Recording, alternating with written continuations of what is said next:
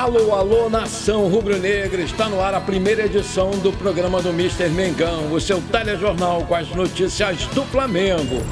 Tite esboça Flamengo com força máxima para jogo contra o Vasco. Landim pode dar chapéu em rivais e fechar grande contratação para janeiro.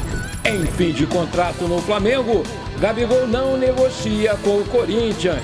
Flamengo acredita em mediação para resolver impasse sobre o terreno do gasômetro. Essas e outras você confere agora. Fica comigo até o final, porque aqui tem muito mais Flamengo para você.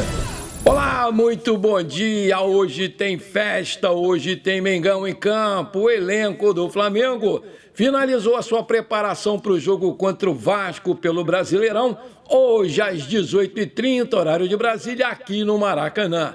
Nas atividades desse sábado, o técnico Tite esboçou o time titular com Alexandro na lateral esquerda e Guilherme Varelo na lateral direita. O elenco se apresentou ontem às 9 horas, horário de Brasília, no CT Ninho do Urubu, e os jogadores iniciaram a atividade por volta das 10 horas da manhã, também horário de Brasília.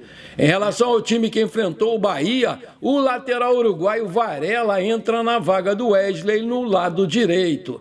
Ayrton Lucas, que está suspenso por ter levado o terceiro cartão amarelo contra o Corinthians, dá lugar para a estreia do Alexandro, e o equatoriano Gonzalo Plata vai ficar como opção para o Tite no banco de reservas. Este jogo é válido pela 26ª rodada do Brasileiro, onde o Flamengo está na 4ª colocação com 44 pontos e precisa muito vencer, porque ontem o Botafogo ganhou do Corinthians por 2-1 no tapetinho aqui no Newton Santos e abriu 9 pontos de diferença.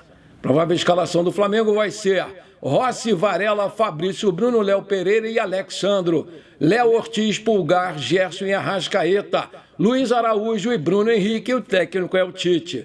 Vale lembrar que o De La Cruz só deve voltar mesmo ao time do Flamengo no jogo contra o Peñarol pela Libertadores, aqui no Maracanã na quinta-feira. Provável Vasco, Léo Jardim, Paulo Henrique, Maicon, Léo e Lucas Piton, Hugo Moura, Matheus Carvalho e Payet, Ryan ou Emerson Rodrigues, Davi e Verrete, técnico Rafael Paiva. Apita o jogo paulista Rafael Claus, assistido por Danilo Ricardo Simão Maniz, de São Paulo, e Marcelo Carvalho Van Gassen, São Paulo também. E no VAR, Rafael Trace, Santa Catarina. Vale lembrar que esse jogo vai ter a transmissão exclusiva do Premier em canal pago. Meus amigos e minhas amigas, jogo muito importante esse aí contra o Vasco, onde a gente precisa ganhar de qualquer jeito para manter vivo o nosso sonho do brasileiro, porque o Botafogo ontem ganhou mais uma e abriu 9 pontos de diferença para a gente, né? Nós temos aí um jogo a menos e eu tenho certeza que se a gente ganhar hoje dá para pegar eles aí, dá para chegar neles. O Vasco vem crescendo nessa competição, se classificou para as semifinais da Copa do Brasil essa semana e vem mordido pelaquela goleada, né, de 6-1 sofrida no primeiro turno. Mas se fizer a loucura de vir para cima para querer descontar o chocolate que levou no último jogo contra a gente, não tenho a menor dúvida que vão tomar outra chinelada, porque o nosso time é infinitamente melhor do que o deles e vem empolgado também pela classificação e pela bela atuação contra o Bahia na quinta-feira. Portanto, meu querido Tite, vou te dar um conselho, faz o que você fez contra o Bahia, marca alto, sufoca a saída deles, coloca o time para frente, vertical, deixa os caras flutuarem no campo, para com aquela ideia de posicional que a gente já viu que não dá certo no Flamengo. Evita os chutões do goleiro, bolas recuadas pro lado. Para com isso, faz o que você fez na quarta-feira. E, pelo amor de Deus, não fica querendo garantir resultado, recuando o time caso faça 1-0, porque o time deles não é bobo e tem um centroavante matador e todo o cuidado com ele vai ser pouco. Jogue com aquela vontade que a gente viu no jogo passado. Incentive os caras a correrem o tempo todo, que eu tenho certeza que a gente ganha deles e ganha muito bem. Aí eu te pergunto, qual vai ser o placar deste jogo de hoje para você? Coloca aí pra gente brincar. Meu palpite eu vou dar no final do programa. Fica comigo. Notícias da Gávea dão conta que a história entre Gabigol e Flamengo está perto de um fim, porque o Marcos Braz confirmou essa informação. Já sobre o possível destino dele para 2025, foi noticiado que o Corinthians teria voltado a procurar o jogador. Lembrando que em janeiro o presidente Augusto Melo, o fanfarrão, tentou a sua contratação. Mas em conversa com o jornalista Jorge Nicola, o empresário do jogador, Júnior Pedroso, falou da situação do atacante e negou que o alvinegro paulista o tenha procurado. Ele disse que uma negociação não está acontecendo. Aspas, nesse momento, ninguém do Corinthians nos procurou para tratar daí sobre o futuro do Gabigol, disse o empresário do jogador na noite da última sexta-feira para o jornalista. O Júnior Pedroso ainda revelou que o Gabriel Barbosa tem sondagens para 2025 do futebol da Inglaterra, da Itália, da Turquia e da Espanha, que demonstraram interesse no jogador de 28 anos.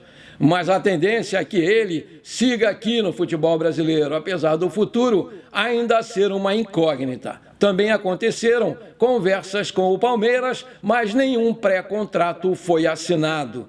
Nem mesmo com a lesão do Pedro, que vai ficar fora até 2025, Gabriel Barbosa foi titular no Flamengo e Bahia. Começou no banco de reservas e, com isso, vem treinando em outra função, além de ser centroavante. O Flamengo espera por boas novas em breve para encerrar de vez o imbróglio jurídico e tomar posse do terreno do gasômetro adquirido no leilão no final de julho. Nessa sexta-feira, a Caixa Econômica Federal, antiga administradora do fundo detentor do terreno, e a Prefeitura do Rio, junto com o Flamengo e a AGU, formalizaram um pedido de suspensão por 90 dias dos processos judiciais para seguir as negociações na Câmara de Mediação e Conciliação da Administração Pública Federal. A notícia foi publicada pelo jornal O Globo e a suspensão é parte de um acordo costurado também pelo Flamengo para encerrar o litígio e tomar posse do terreno para dar o novo passo no sonho do estádio. O clube já pagou 138 milhões de reais pelos 87 mil metros quadrados do gasômetro e depois completou com mais 7,8 milhões de reais depois da perícia determinada pela Justiça. O Flamengo entende que não deve pagar mais pelo terreno. Um relatório de auditoria independente do fundo administrado pela Caixa Econômica apontava o preço do terreno de 240,5 milhões de reais, preço aproximado do que o Flamengo oferecia para a aquisição do espaço no gasômetro, na região central aqui do Rio de Janeiro. Mas não houve avanços e a desapropriação do terreno, sob a alegação de utilidade e interesse público, foi a saída que a Prefeitura do Rio encontrou, o que gerou as ações judiciais para discutir os valores e a ação do prefeito Eduardo Paes, candidato à reeleição. O Flamengo ainda não recebeu a posse do terreno, que lhe permitirá seguir com os estudos, lançar a pedra fundamental do estádio, entre outras ações preliminares para iniciar a obra do estádio.